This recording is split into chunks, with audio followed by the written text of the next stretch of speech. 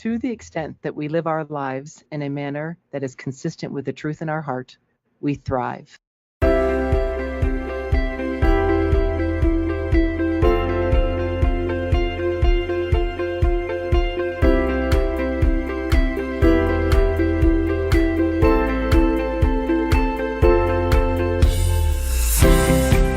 Welcome to the Meyer Clinics podcast, and you just heard a quote from one of your hosts, Dr. Lisa Day.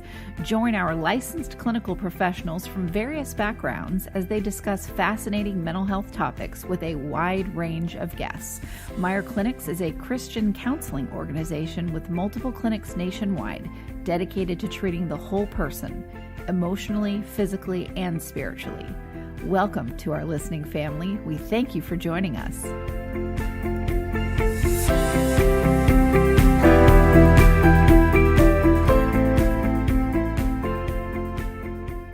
Hey everyone, Jann and Shari Simmons, thank you so much for coming on the show with Dr. Lisa Day and I. Thank you for having us. Thank you. Of course. Oh, I'm super excited to talk about this topic.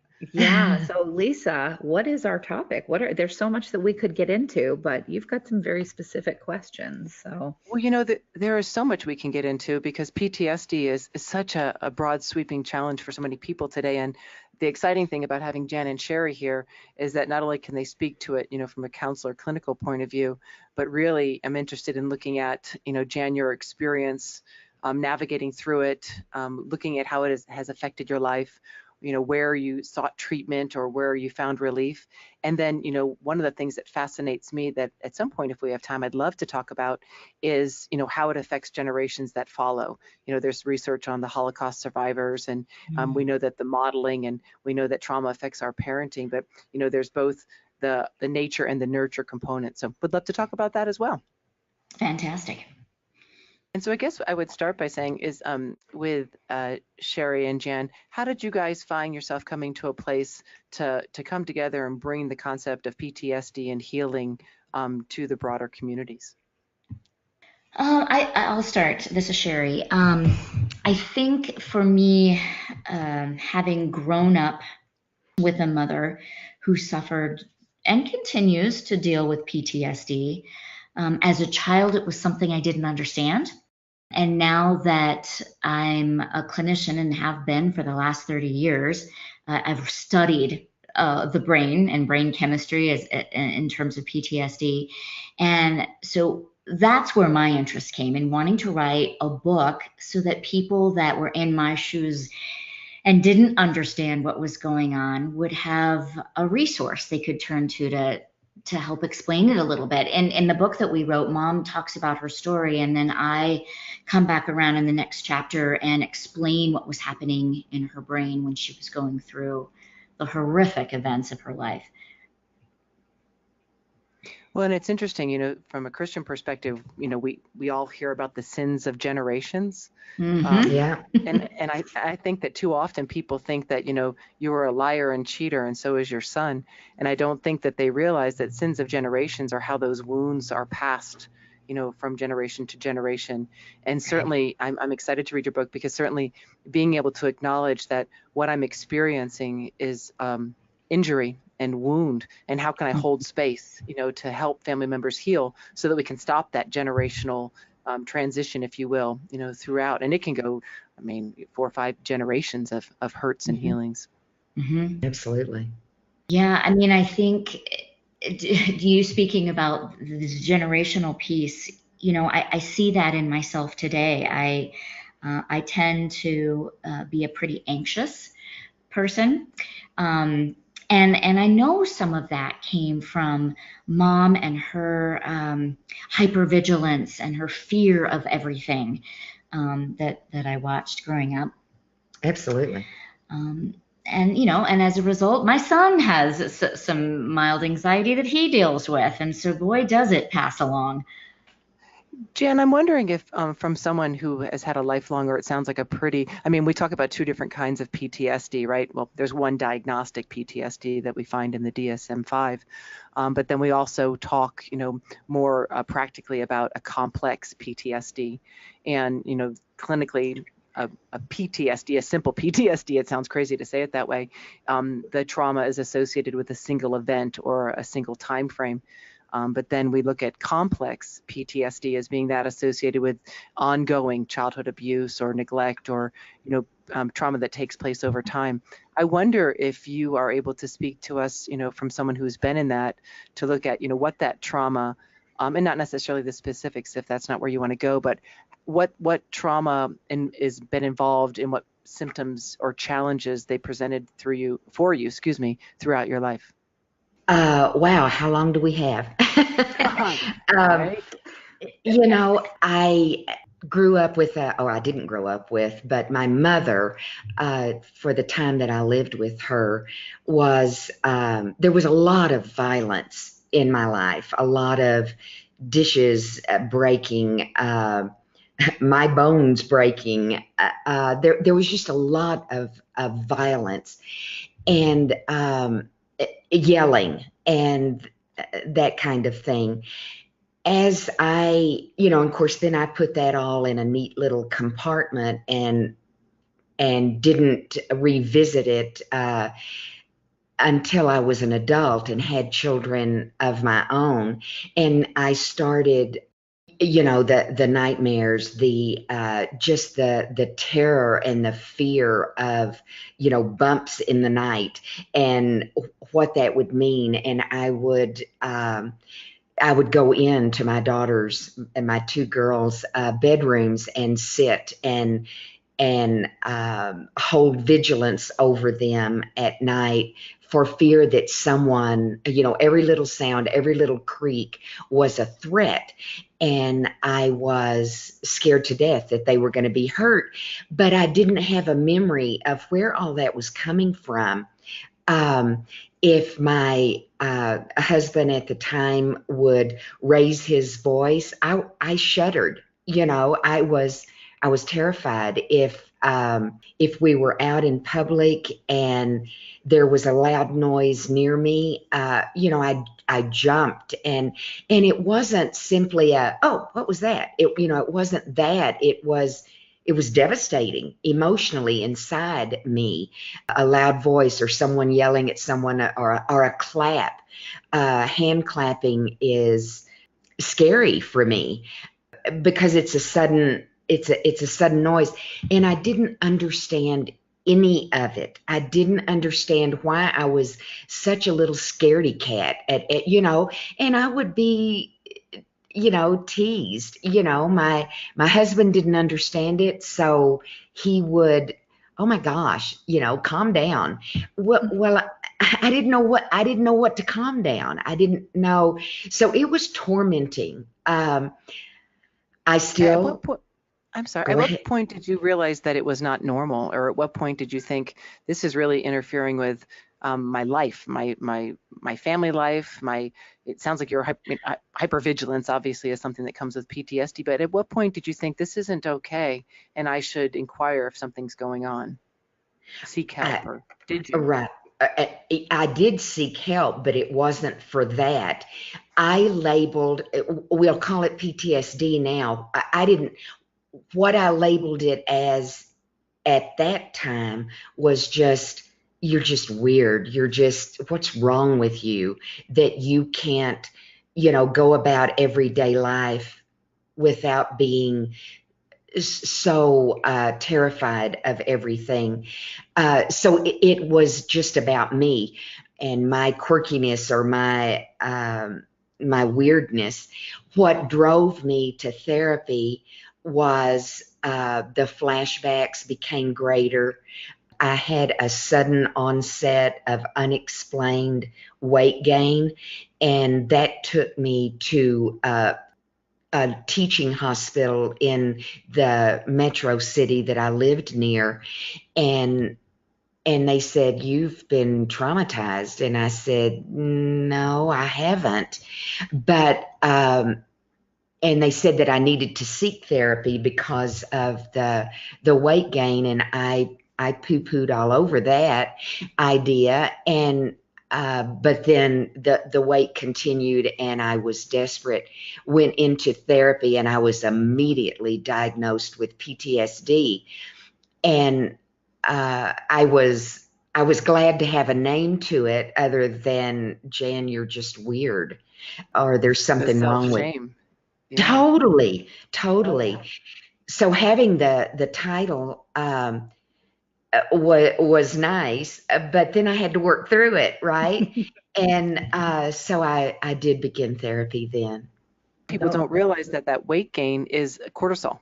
From as you began to have those memories would come back, or the trauma that you re-experience that trauma, and we put on weight right in the midriff, right, lovely little, interchange. Yeah, yeah, but I didn't know that then. I didn't know why I was uh, eating salads with no dressing and still gaining weight, and it was that was what was traumatizing.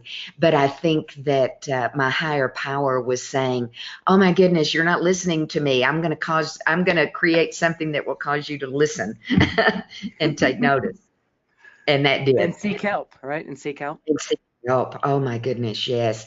And I did go through years of therapy, um, and that got me where I am today. Thank goodness. But I still have PTSD. It's I don't think it's as bad as it was back then. But a sudden sound, or a shoe dropping, I'm going to jump. I can catch my breath a little easier than I used to, but I'm still traumatized by on a smaller level for sure. But I think that's so important to emphasize that I still have PTSD, because I think with PTSD and a number of mental illness challenges, there's this belief that I'm going to go through therapy and maybe go on medication, and it's like a tooth extraction and I'll be done. And I always teach in my practice that it's an understanding, and it's a practice, that the injuries aren't going to go away. And the example that I give my clients is I take my fist and I hit my chest, hard, and I say, that's when we're knocked down by the symptoms, or we're triggered by things that remind us of the horrible trauma that we experienced. I say what will happen in effective therapy is that it will still hit us in the chest. It won't knock us down, but then we'll be able to look for coping mechanisms or support or encouragement, how to navigate through them. So rather than reacting and running, we're able to gain awareness and operate. So I really appreciate you saying that you still have it. I think that sometimes some of the Absolutely. treatment, I think some of the treatment modalities, especially EMDR, markets that it will go away in 12 sessions. And that would surprise me. Usually when we have trauma at that level, it is a part of us. It's a part of our neurochemical system. And in many cases, and maybe Jan or Shari, you would be able to speak to it, that it affects our brain. It affects how our amygdala works, our hippocampal complex, our prefrontal cortex. And for some people, that doesn't ever go back. We just have, an increased understanding of how to navigate it. Yeah, yeah. And Sherry can speak to that probably, but uh, it's kind of like a brain injury.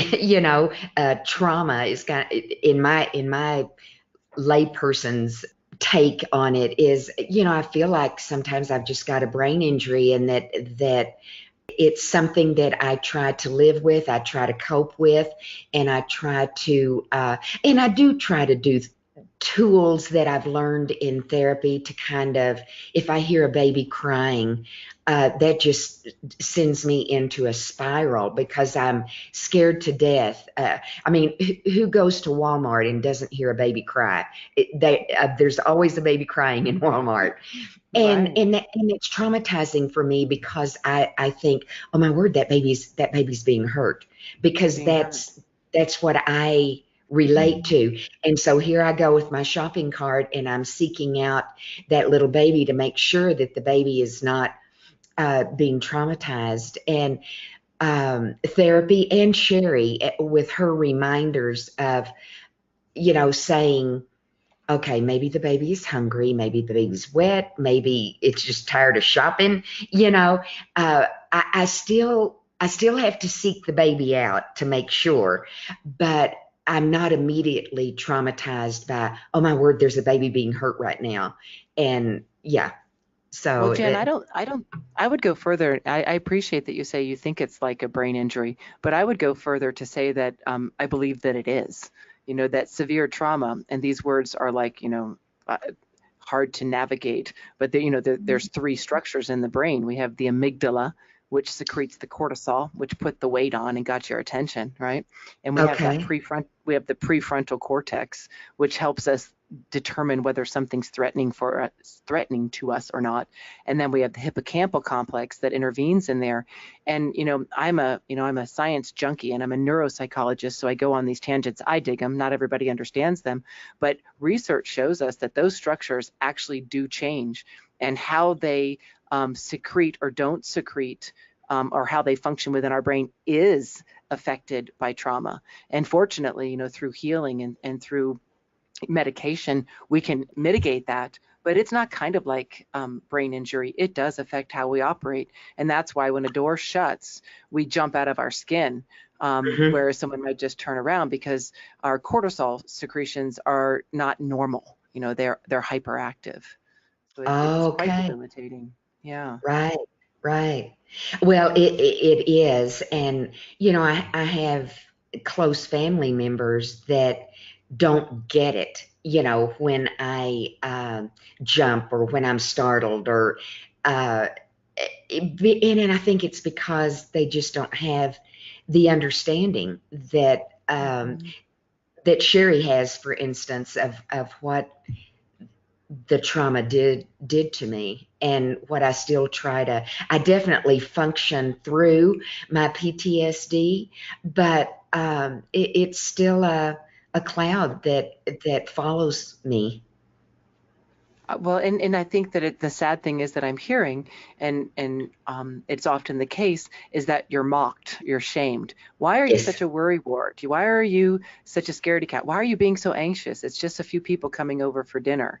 Why are you? Which just causes us to not only experience our trauma, but now we feel shame that we have our trauma, which unfortunately is a significant contributor of why people don't seek help. They don't understand it themselves, and then they feel foolish that they, have these exaggerated, now I don't mean unrealistic, but overpowering responses to regular stimuli.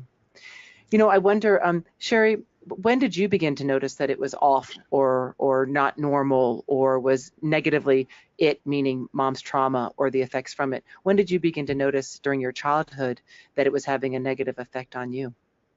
When I was 8 or 9 years old, I remember walking into the kitchen. Mom was cooking breakfast. She had a lot of pots and pans in her hand. And she turned around and saw me and just froze. She dropped the pots and pans, food went everywhere. And she was almost catatonic. I mean, she could not speak. She couldn't move. She was frozen with her eyes just locked on me. And of course, at 8, I didn't understand what was going on. I know now that when she looked at me, she saw the face of her mother. I look a lot like her mother, apparently. And, that was a turning point for Mom. It was after that event that you started piecing together some things, went into therapy. And by the way, when she went into therapy, the weight came off within a month. Isn't that something? It was astounding. Wow. Yeah. Mm-hmm. Yeah. But then progressing through my childhood and watching her go through therapy, there were times when she just dissociated. She was just gone. I couldn't reach her. And that was terrifying. I didn't know if she was dying. I didn't know who had a hold of my mother. She'd check out. Yeah, she really would. And then I just think the fear, watching her be so scared of everything, caused me to feel like the world is not safe. This is a scary place to be. And when we talk about this in the book, but when I was around 16, I started washing my hands. And I don't think I stopped for 2 years. I mean, the world was full of germs. I could not get clean enough. Couldn't sit down in school anymore. Couldn't only walk a certain path in our house. Couldn't touch doorknobs. I mean, it really got to the point where I couldn't really function much anymore. Oh, wow. And I think we've talked about this so much since, haven't we, Mom? About what was that about? And I think I was taking on all the fear that you weren't ready to face yet. Absolutely. Yeah. I mean, that's my take on it, that I couldn't face it. You didn't understand it. I didn't understand it. I froze, you washed until your little hands bled. It was horrible. I mean, that's a generational piece, right?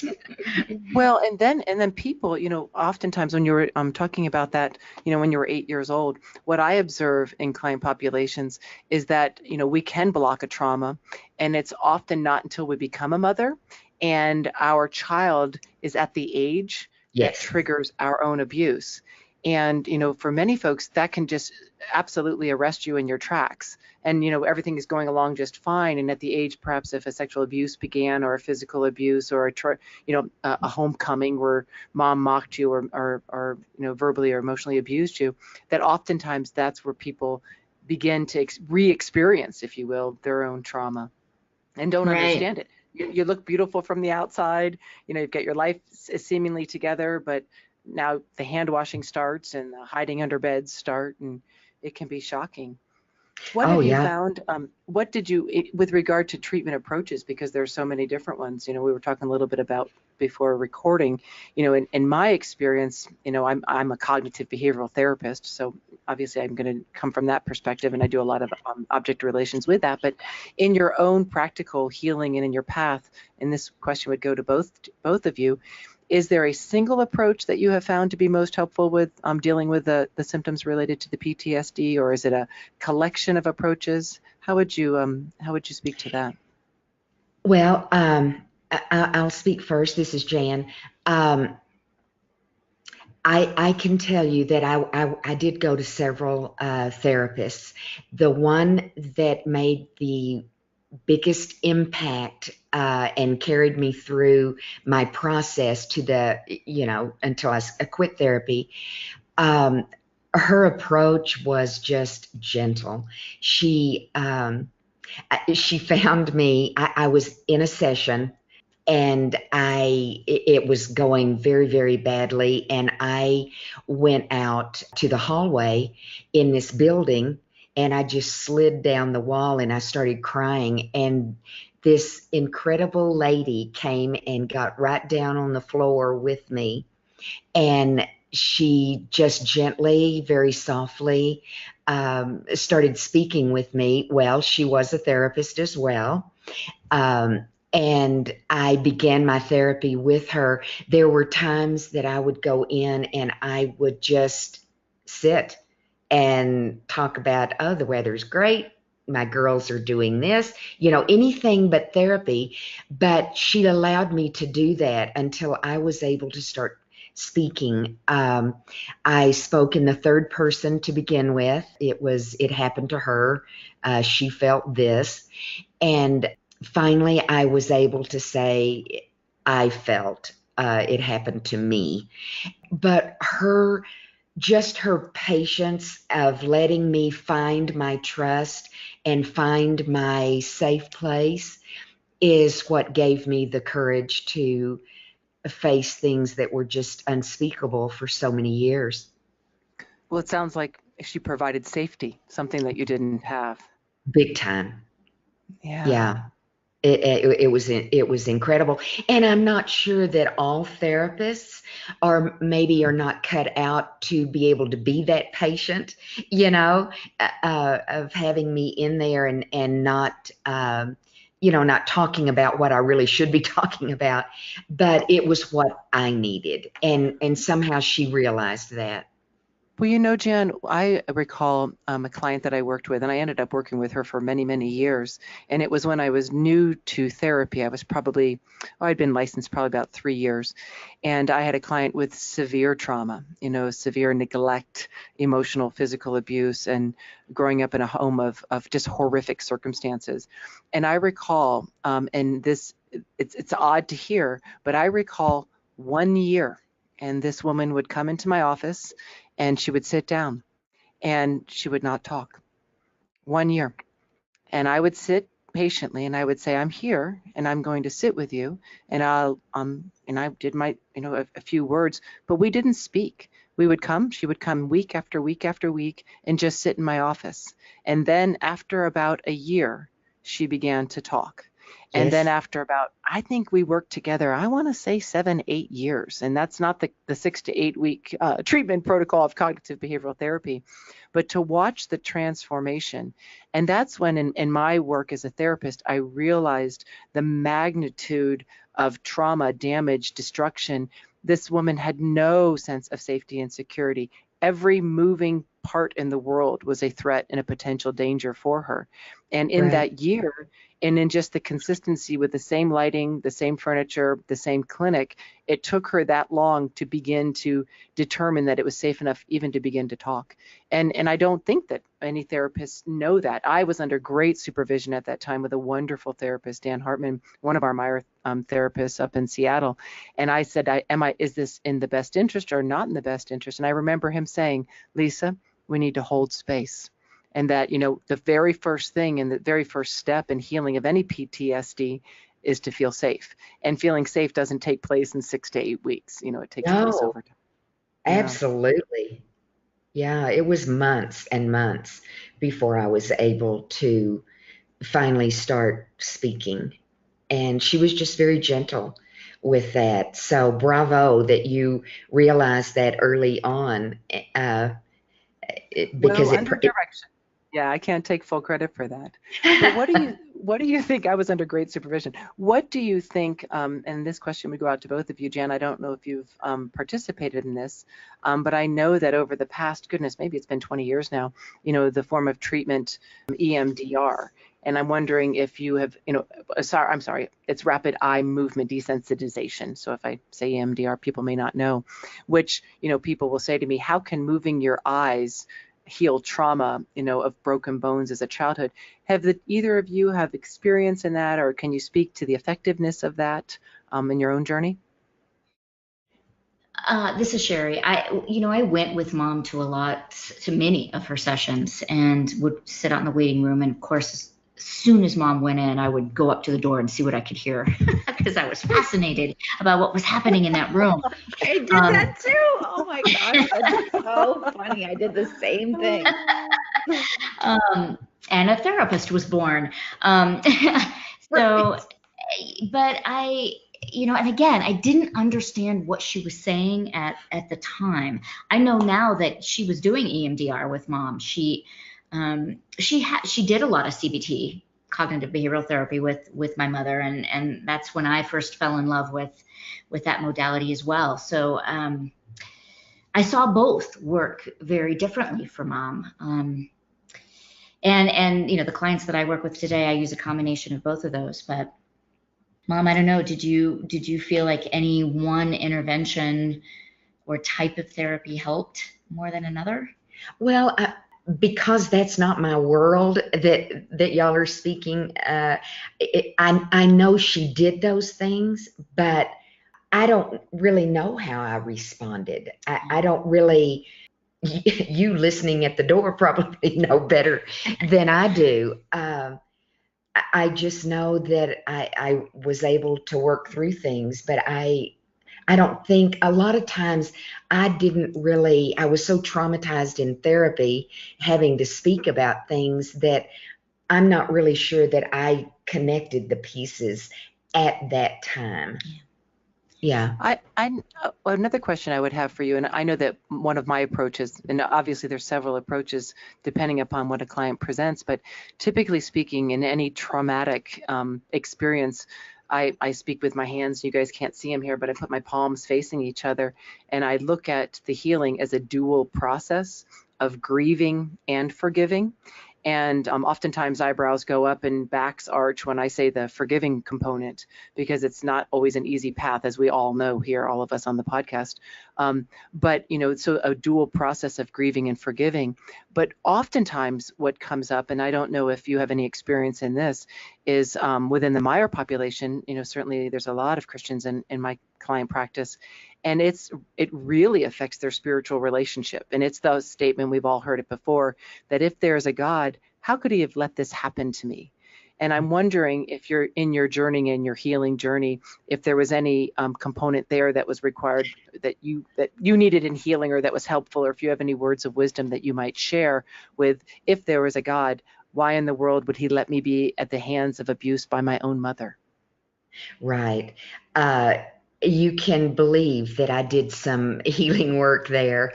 I remember, and I have a very strong faith, but I do remember when I was in the throes of all of my memories.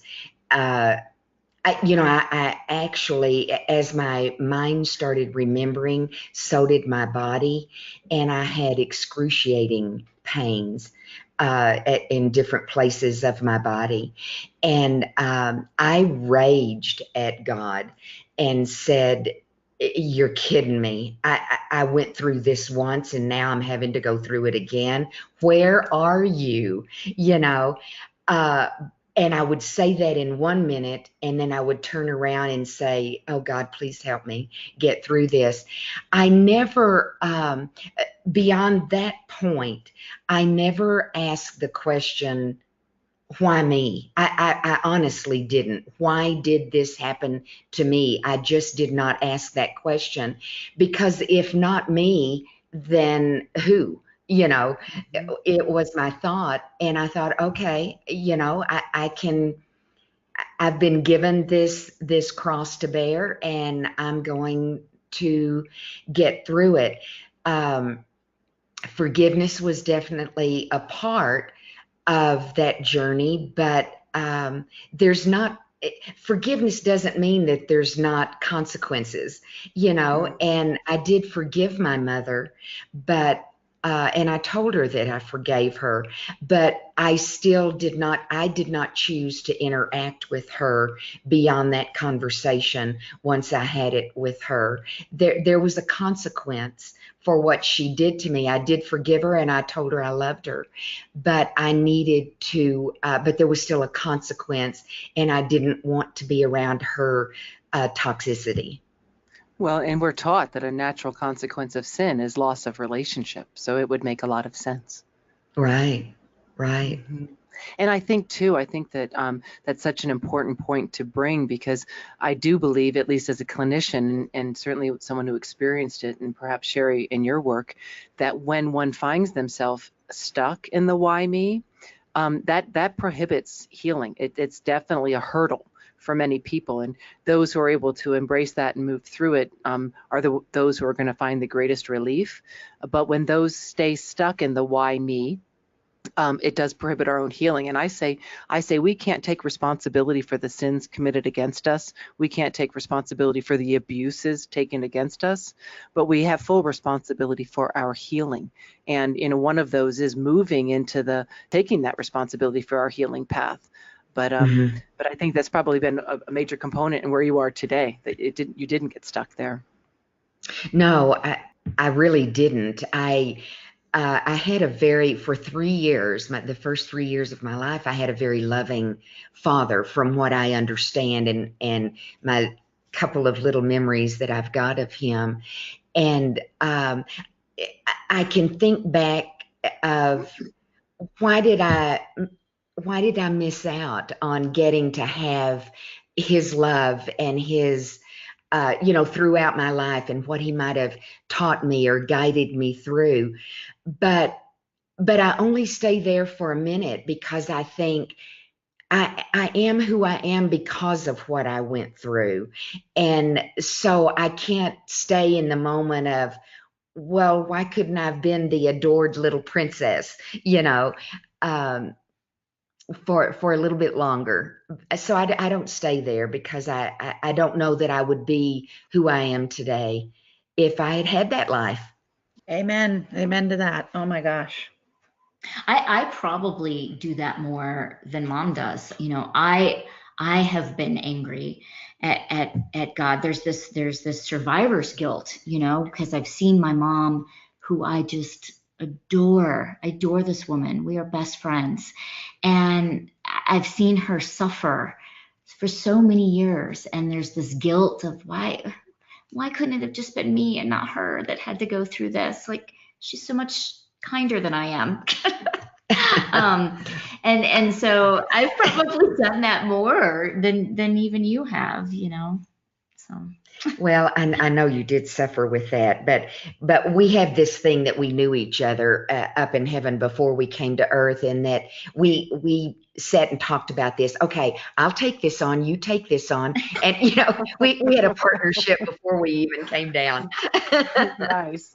I have had Nice. that discussion with this spiritual healer that I work with, Martha. We talk about that. You create these agreements before you get here, and that, even if that isn't true, because we don't know, it helps me process this in a way to get out of my anger. Okay, I signed up for this, so I can't stay a victim and I can't continue to be angry.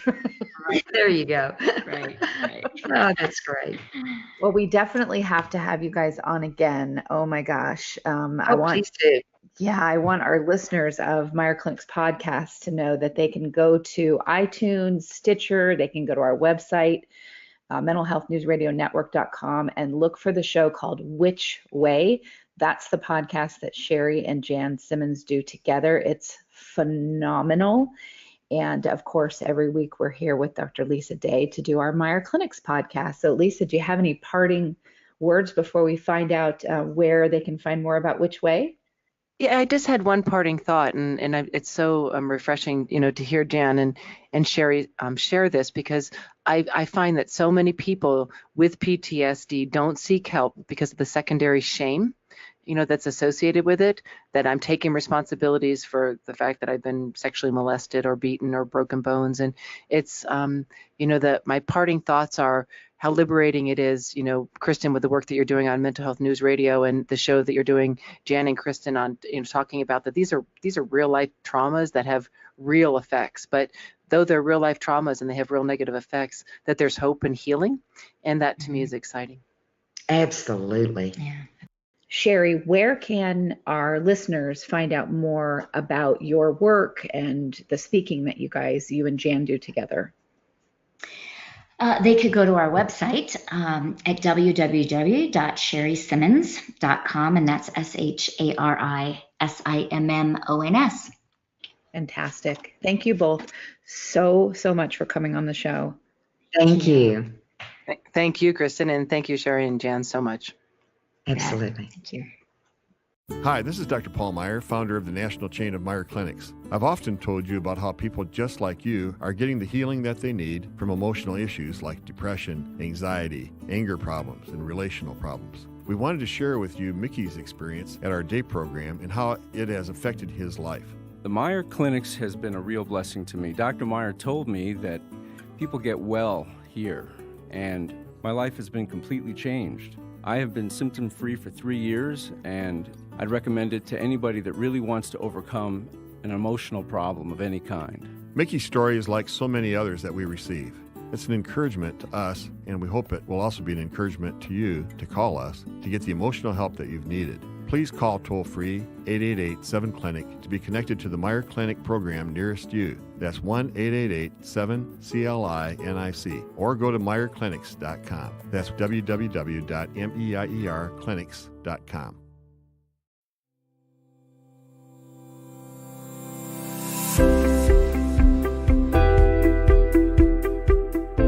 We hope you enjoyed this podcast. Tune in next time for another engaging discussion on relevant mental health topics. If you have any questions about Meyer Clinics, please visit our website at meyerclinics.com.